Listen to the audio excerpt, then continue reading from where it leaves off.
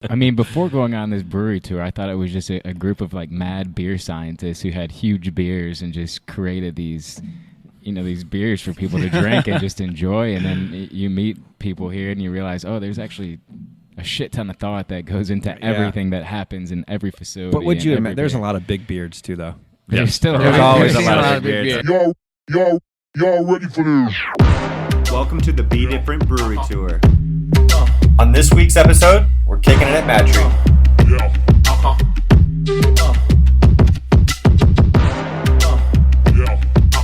Produced and edited by co-hosts Nick Given and Greg Witcher. Hosted as always by Brad Redford. And with that, I'm going to go ahead and bring in my guest for the day, who has graciously brought us into MadTree 2.0 over here in Oakley, and that would be the guy to the left of me, Mike Stuart. Mike, thank you for taking the time to talk to the Be Different podcast here. Thanks for giving me an excuse to drink a beer right now. Absolutely. And we have a number of beers in front of us right now, and I can't wait to try all three of these. But before we get to that, Mike, can you just explain to our listeners who you are and your affiliation here with MadTree? Yeah, so my official fancy title is Director of People and Social Strategy, which sounds extremely important. It does. What that really means is, so I have a weird role in which I manage our human resources functions as well as managing our social media and kind of media relations and, anything else that has to do with kind of talking about the brewery and being able to share our story. And when did you start with MadTree? I started about 3.5 years ago back at the old location on Kennedy Road, our kind of tiny old former extermination buildings. So we've come a long way in a short period of time. Yeah, I mean, when you walk into this building, I mean, Nick, what does it say to you? I mean, walking into how big and massive MadTree 2.0 is. Well, it just shows that, we had good beers before, and then now you're proving it with the space. I remember being upset when I heard you guys were moving. Because I loved the big, just the look of the building. I liked how it felt, everything. I was like, man, why are they moving? Why are they doing this? Blah, blah, blah, blah, blah. And then I saw a rendering of this place, and I was like, oh, I get it. Yep. Oh, I get it. And you've done a really good job. Thanks. It's pretty great here. Yeah, and can you expand maybe on that transition process to where we are today? Yeah, I mean, really the transition started almost 2 years after we opened, so still back in the old place, and we were just kind of like, all right, we kind of see where the trajectory of things are going, and it's either, let's put down the gas pedal and go, or just scale back everything, pump the brakes. But we decided, you know what, the old location and our capacity in our facilities just weren't delivering the experience and giving kind of the MadTree way of doing things. So that's when we said, all right, let's do this. Let's go dive all in and then create an all-encompassing experience and create a gathering place for the community and make some of the best beer we can possibly make. I feel like you can do pretty much anything that you want to in this facility. You have wedding receptions here. You have event spaces. You obviously have much more room for production. So how much has this space really affected your business in the short term, and then where do you see it kind of progressing here in the next 5-6 years? Yeah, I mean, in the short term, this place well exceeded our expectations in terms of the love that we've received from the community. So the tap room is always hustling here, and then also with our new equipment that we put in the production area, our beer is far more higher quality, more consistent. We're just continuously putting out way better beers that we're more proud of. Not that our old beers were bad, but we just see this uptick of quality, and so everybody here I think is just happier overall with what we're making happen here. In terms of quality, what is kind of the reasoning behind that? Are specific things that you changed in terms of that production moving into this space? Yeah, so we got all new brew house equipment. So we used American-made out of Milwaukee. A company called Sprinkman came down and custom designed a system for us that allows us to not only produce way more beer, but just of higher quality. So one of the most challenging parts about beer is being able to make it consistent, so repeatable. Say what you want about Bud Light, but that beer tastes the same no matter where it was brewed around the country every single time. So hats off to that group for what they do, because it's an agricultural product. So you've got hops and malts that are changing year over year depending on the crop, the weather cycles and patterns, and being able to then continuously tweak and dial in those recipes so you get that same experience, that same beer every time. So when you grab a lift, it's going to taste like a lift, or a PsycHOPathy is always going to taste like a PsycHOPathy. Kind of one of the things we strive for. I think that's why you like Bud Light so much. Because I know it's the same thing every time. You're a man of consistent nature. Tastes like water every time. It's amazing. I mean, we talked about it a little bit off the air, but I mean, I just haven't been a heavy craft beer person, and this brewery tour that we're doing here with Be Different, it's really expanding my horizons. And I was with Greg Witcher the other day, and I think I went ahead and ordered an amber ale. Yeah, you got an amber ale, and then we got a Japanese beer. You were just we did. You were all over the place. By the way, Tsingtao. when you said amber ale, was that with a question mark at the end, I or think was it that more was. of a statement? Well, there had to be a question mark because I had to confirm with Greg that I was saying everything correctly. And I'm going to say this: I enjoyed it. I am slowly starting to remove myself from Bud Light, and I'm moving into another direction. I will say I do have a complaint about MadTree. All right. I got to say I live very close by, and you guys are too packed. You're too full throughout the week. I mean, I'm talking Monday, Tuesday, Wednesday. I go outside in my backyard. I mean, my dog's barking because we can hear all these people over at MadTree drinking, listening to music, having a good time. Like, your expectations and the numbers of people that you're bringing in this facility day after day, has it surprised you guys at all? Yeah, we kind of go back to the old, I think it was Yogi Berra quote where he said, the place is so crowded that nobody ever wants to go there anymore, But, yeah, it's definitely exceeded our expectations. The outpouring from the community has been amazing, and it's just really cool to be able to create a place that so many people want to come hang out at. Now, I'm mesmerized. I come out of my office at 4 o'clock, 3 o'clock on a Tuesday, and I'm like, don't these people have jobs? I do. I don't even have time to come out here. No, it's But, crazy. It's awesome. I've definitely pulled in here and pulled out because there was too many people. I mean, and what a great problem to have. I mean, you always find a place to sit and drink or whatever when you do come in. But there's times like I want it to be quiet. I mean, it's like the old man coming out of me, right? But I want it to be quiet and I want to chill, and I'm like, no, they're packed. But it's a good time always, and I love all the dogs. Yes, always dogs. Yeah, and we appreciate you when I made that. Evie here? No, we didn't bring Evie. So for those of you that don't know, I do have a 5-pound Morkie at home. Her name is Evie. Full name is Evelyn Carnes, because technically my girlfriend Christy did buy Evelyn. But no, we appreciate it. Very dog-friendly atmosphere. The only thing I'm concerned with is that there's so many people here that when I bring Evie outside, I'm afraid sometimes she might get trampled or stepped on. So we're very careful. Yep. But she's a cuddler. Just put her right up in your arm and she'll fall asleep in a go. few seconds. Okay, so whenever we do these interviews, I go down the rabbit hole of YouTube videos and interviews, and I search MadTree Brewing, and the idea of culture and grassroots and community, like those were words that are definitely used a lot by your team and in interviews that they do. And part of it, I think, goes back to the logo. When you look at the tree, the branches, no leaves, and then the roots, I mean, there's definitely a story behind why the name is MadTree and why the logo is what it is. Yeah, I mean, so we always like to say that MadTree is all about inspiring madness while staying rooted in purpose. So the tree is kind of a symbolic, I suppose, of the community coming together, everybody coming together as one, spreading out our roots, trying to improve the community around us. And then there's that madness. So it's not angry. It's more like a little bit of a craziness, a passion, being inspired to innovate and continuously experiment and try new things and do different things. So kind of comes all together in that MadTree, and it just rolls off the tongue too. Is there any reasoning why there's no leaves on the branches? I'm just curious. Because it's kind of because it's always fall it's always fall in Cincinnati. It just looks cool also. Yeah, it does. I And agree. you guys give your brewers a lot of creativity to come up with whatever they want. Like, how does a beer get onto the tap where I can go ahead, drive in the parking lot, and go ahead and order it? Yeah, so we're actually fortunate to have kind of 3 different brew houses here, actually. So we have one that is a 100-barrel brew house, essentially brews 200 kegs at a time per batch.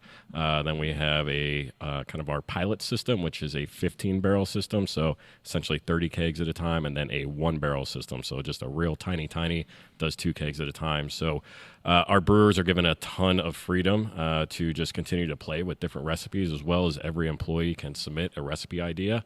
And if it looks good, then yeah, we're going to brew it. Or there's certain programs we have where we reward employees with, hey, you did an awesome job this month. You get to go brew something on the 1-barrel system, and then we're going to put it up in the tap room.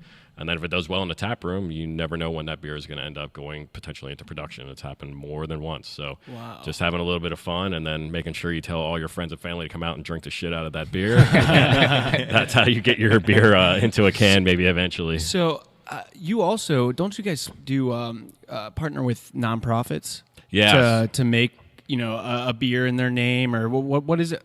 Yeah, so go ahead and explain it for me. So we work with a couple different ways. So we have kind of 4 core charities that we work with year-round, local nonprofits here, which is City Link Center, Starfire Council, Cincinnati Tool Bank, and Give Back Cincinnati.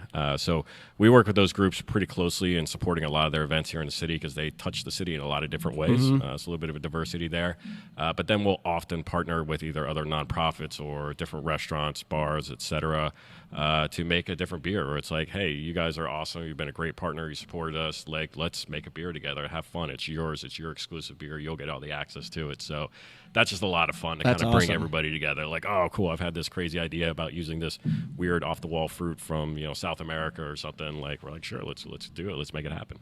And I'm starting to understand like how much thought goes into actually creating a beer. And the brewers, the guys at all the facilities that we've been to, they're like artists. They're like musicians. Like, is it hard to hone those guys in? Because sometimes you have to say, hey, fellas, like, get back in here and let's hone it back in. Let's do what we're good at. No, I mean, so it's a little bit of an art and a science to brewing for sure. But it's also nice to be able to give them that freedom because then that's where you get these different ideas and stuff for. I mean, they get bored brewing PsycHOPathy and Lift day in and day out. So it's like, here, have a chance to kind of flex your brain muscles a little bit, your creativity, and come up with something different. And that's how some of these, new beers and new styles come into fruition is just by playing around. All right, well, we have 3 of the MadTree staples in front of us right now, and we're going to go ahead and work from my right to my left-hand side, or maybe we can go ahead and finish with the PsycHOPathy last. Let's do that one last. Why don't we start with the Lift? We'll move over to the left-hand side. We'll go to the Shade, and then we'll go to PsycHOPathy here in the middle. And as most of our listeners know, I'm trying to transition from a Bud Light, Budweiser, Stella, Heineken guy. I'm trying to move over to craft beer, and it's actually going pretty well. So, Mike, I'll kind of let you go from here, but why don't you go ahead and guide me to the Lift here first? Yep. So a Lift is just kind of a light, crisp, easy drinking, refreshing beer, very much similar to your traditional Pilsners and lagers, your Bud Lights, your Coors, etc.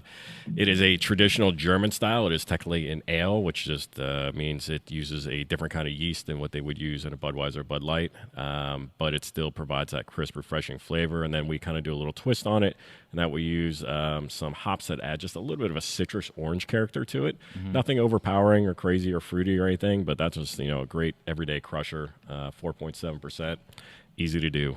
Anybody can try it. All right, I'm gonna go ahead and dive in. And actually, this has been my go-to when I've gone to MadTree, so this all makes sense to me. Here we go, guys. It makes sense to you. The moment of truth. Why I would decide to drink this beer. That's probably my the best explanation of a beer I've ever. An everyday crusher. I like that. You can drink them all day. Yep. See, it's fantastic. See, I already know that I like the Lift, so that was an easy one for me to go ahead and get started with, and it was exactly as Mike would say. So if you're looking to transition into craft beer, go ahead, go to MadTree, get yourself a Lift, give it a shot. Yeah, Lift is kind of my go-to when I don't feel like having a hangover the next day. Yeah. Because if I start drinking Citra Highs, and I love them more than anything, and sometimes you only need 5, and the next day you wake up with a splitting headache, and it's not your fault, it's my fault. I understand this, but it's pretty brutal. Yeah, no, I mean, Lift's what I drank before my indoor soccer game the other day. Yeah. It's kind of like, I know it's not going to slow me down too much. I'm going to feel all right. Yeah, it's good stuff. Okay, so we're going to move to the left, and we do have a question from one of our longtime listeners here. Probably our first listener. This comes from Christy Carnes, who I think all of us are aware of who she is. But her question is, what was the tipping point when your team finally decided to change Shade from a seasonal to a full-time menu item? It was mostly just to appease her, so we did that. There you go. Nice. Nice. Like that. I love that. That's the only answer she wanted to hear. No, we were just kind of reevaluating our portfolio and looking at what are kind of our standard year-round offerings to make sure that we have a diverse selection for everybody, because that's one of our things is we want to make craft beer inclusive to everybody. So not everybody is looking for that punch-you-in-the-mouth hoppy beer, and not everybody wants just a super light beer. So we're like, all right, let's kind of play around with some different flavor spectrums. Shade has always been a super popular seasonal offering for us, so it just kind of made sense. Like, hey, let's keep doing it. Plus, everybody here at the brewery loves it, and we really kind of wanted to drink it year-round, so kind of also gave us an excuse to keep going with it. Have you ever had the Shade, Brad? I have had the Shade as well. I've actually had all 3 of these, so I'm cheating a little bit right now.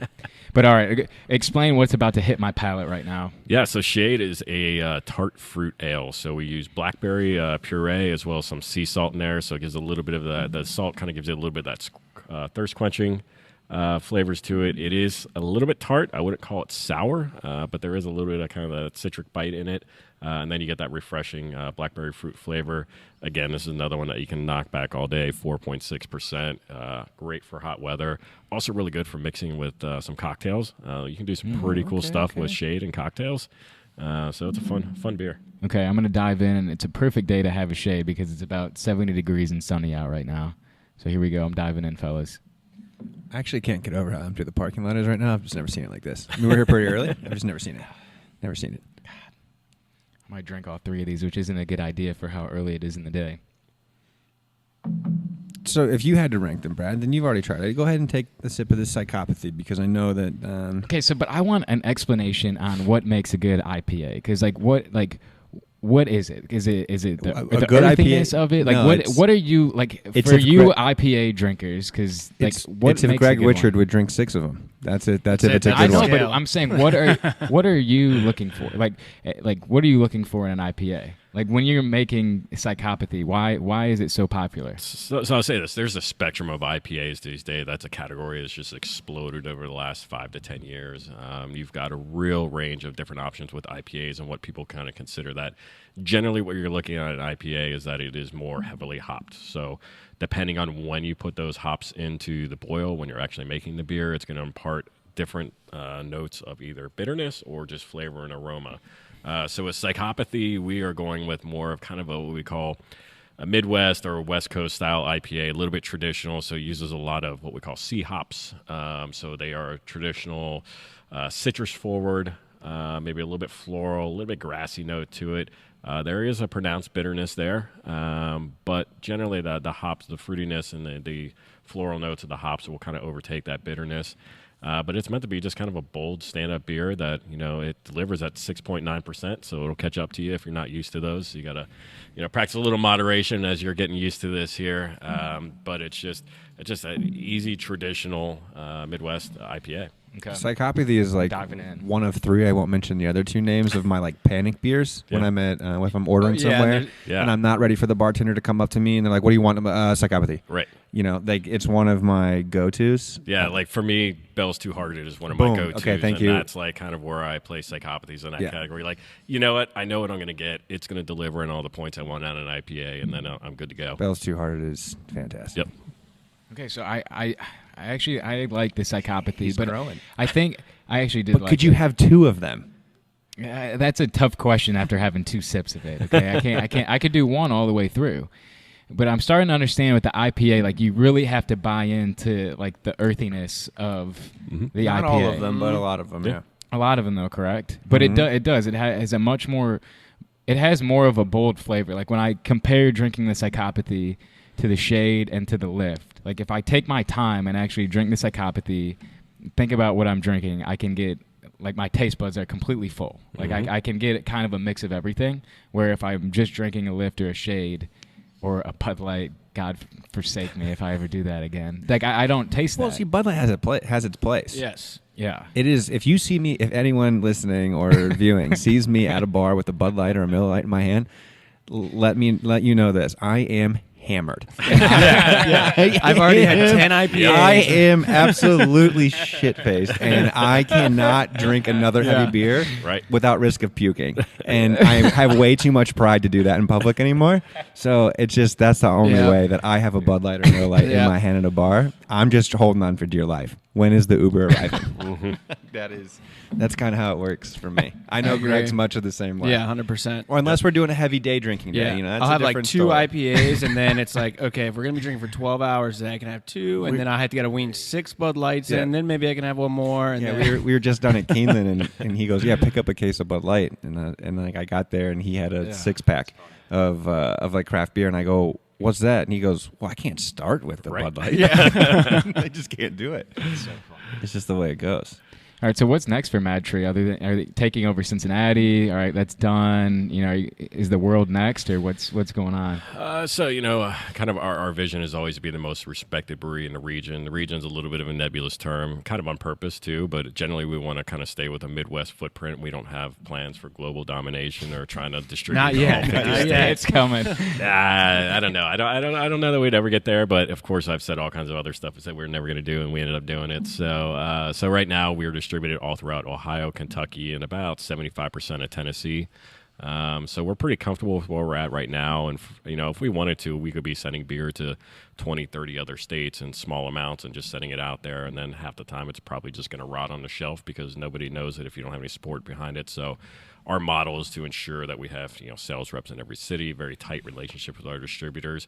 And really, beyond that, it's about making an impact in the communities we serve. So when we go there, we're not just, hey, we're selling beer and we're trying to go to this bar or that bar. It's, no, let's get involved with the local nonprofits that are in these communities that are doing good things and try to be a part of that and not just another beer that happens to be on the shelf. So whenever we go to new markets, it's let's ingrain ourselves, let's be a part of this community, let's give back and support those local businesses, those local vendors, and those local nonprofits to ensure that we're having more of an impact than just selling beer. We don't want to be just about beer. There's more to life than that.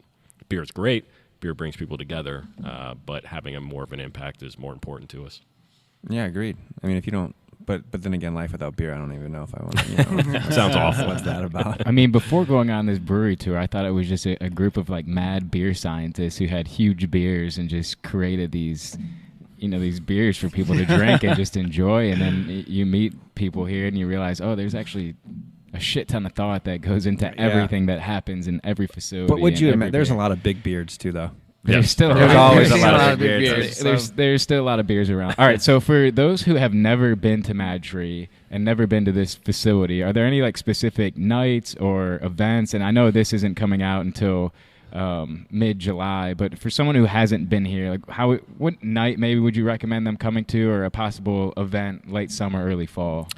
I mean, it depends on what you're in the mood for. So if you come here on a Friday and Saturday night, it's going to be packed full of people, typically probably a little bit younger crowd, but that's really not even ever the case here. We get a wide variety of people coming in. But if you just want to come in and sit down and get a flight of beers and be like, all right, just talk to the bartender and say, here are flavors I'm into, or here are other beers I've had in the past that I thought were pretty good. What do you recommend? They will sit down. They'll set you up with a flight, so essentially 4 little samplers of each beer. You can taste your way through and be like, oh, all right, this one hits my palate, so give me a pint of that one and I'm ready to go. So if you come on a weekday evening or something like that, it's a great time. You can grab a pizza from Catch a Fire here in the kitchen and just hang out and start to explore a little bit, sample everything, take in all the different flavors. You never know probably what's really going to strike you unless you've gone out there and tried it. And there are beers that that we even have here that I'm like, nope, I'm good on that one. That's just not for me. But every beer has a palate that matches to it, so you just got to find your sweet spot. That's good. And like, if you're not used to drinking craft beers, like someone like myself who's just getting into it, like the sampler I think is a great option to try different beers, a variety, and then get an order of one. That's for people with commitment issues. Well, we could do a whole podcast on that with you. So don't dive me into that. All right, and as far as event spaces, there's 2 spaces in here. Yep. We're in the larger one right now, and there's a smaller one over to the left. What's the maximum number on those 2 spaces, and then how would someone go about trying to rent that space out? Yeah, so we're in our barrel room here. This is our large room. It'll do about a 300-person wedding, no problem. So definitely a ton of space here. We've done a lot of large corporate events, things like that. And then the Oakley room is the other little bit smaller room with a little bit more intimate. You can do about 100, 120 people. So if you're interested in renting these out for any sort of corporate or personal events, just go to our website and go to the events page, and you'll see there's a button that you can click and start that whole process, and somebody will get back to you almost immediately and let you know all the kind of pricing and details and all that stuff. Awesome. Nick, Greg, do you guys have anything else that you want to get off your chest? Nick, you look like you have something going on in that head of yours. I was just wondering if you were going to ask the question. Oh, the weird question? Well, not the weird Well, question. it's not a weird question. All right, what do you set me up for? What is going on here?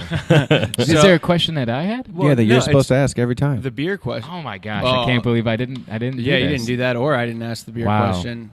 We're slacking. Why don't you do the beer question? Okay. And I can't believe So I kind of forgot. When you guys, you guys have won some awards for your beers. Do you ever travel around to those with them? Have you been to any of the beer convention? Oh yeah. We've asked everybody this. If you can remember, what is the weirdest beer or worst beer? We've had a lot of worst. Somebody said they had a pizza beer, which was really bad. Ooh. Yeah. See, that's the face I made too. Yeah. But can you think of anything off the top of your head? I'm trying to think. In my travels, the weirdest or worst beer. I'll do this. I'll kind of denigrate ourselves a little bit here. We made a beer called Duck Duck Beer one time. I love the name. Great name. Bring back the name. It had, this was a collaboration that we did with a chef, and they used a lot of very exotic ingredients. And when you threw them all together, it was an exotic hot mess. And it lasted on our taps for about like 3 days, and everybody was just like, "Guys, we can't serve this. This is just Duck terrible." Duck Beer. That's awesome. So that was a swing and a miss, but yeah, Duck Duck Bear has like kind of gone down in the lore of this place now. I like that. Everybody's like, just don't make a Duck Duck Bear, whatever you do. That's a great funny. name, though. So That's a fantastic name. And Nick, thank you for reminding me. But Mike, we asked this question to finish off every single interview, and I somehow forgot, so I apologize for that. But our name is Be Different. We are the Be Different podcast, and we are out trying to search the best stories in Cincinnati and trying to figure out what makes people and companies, especially here locally and regionally, so successful. So we're trying to set up like a 20, 30-second pitch on what makes your team different. We're going to kind of compile everybody's answer and put it together at the end. So, Mike, I'm going to go ahead and leave you with this last question. What makes you and your team here at MadTree different? I'll answer it in a couple different ways. I think number one, as far as our team here, is the passion is overwhelming. We have a lot of very talented people here who left much better paying jobs in the various industries who just have a true passion for not only craft beer, but creating a great experience for everybody that walks through these doors, or for every person that picks up a six-pack at Kroger, ensuring that is always of the utmost quality and the best experience. Then, I've mentioned a couple times about our community connections. It's not something we just talk about. We don't just write checks to charities, but we actually get involved with these groups and participate with them. So we've got something coming up in June. We're going to plant 150 trees at a local park in collaboration with the Arbor Day Foundation. So obviously we're kind of into trees here, but we're going to put our money where our mouth is, and we're going to have all of our employees out tree there. Guys. Yeah.